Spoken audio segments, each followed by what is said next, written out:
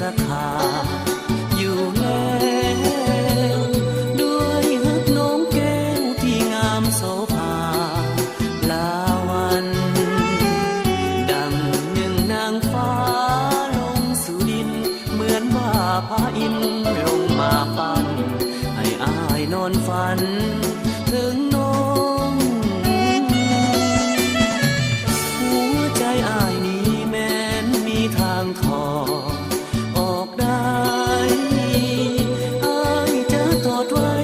นวลน้องนาขอบคอจะอยู่ขอบฟ้าทินแดนใดถึงจะแสนไกลอายก็จะต้องกลับมาหาน้องจากวันสายน้ำของไหลหลังเปรียบไปก็เหมือนดังน้ำใจอ้ายไหลมานาน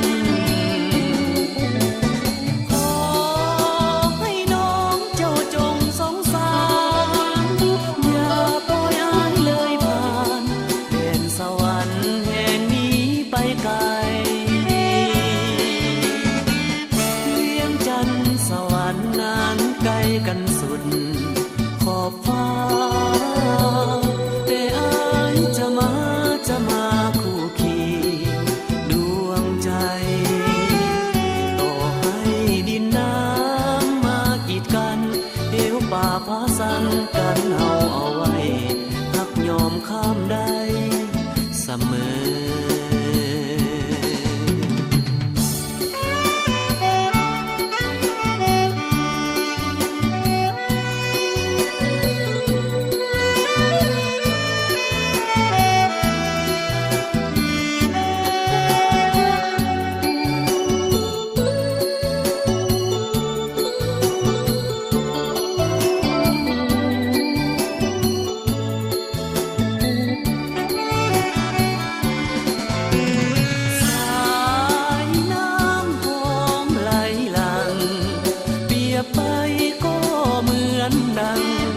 น้ำใจอ้ายไหลมานานขอให้น้องเจ้าจงสงสารอย่าปล่อยอ้ายเลยผ่านแดนสวรรค์แห่งนี้ไปไกล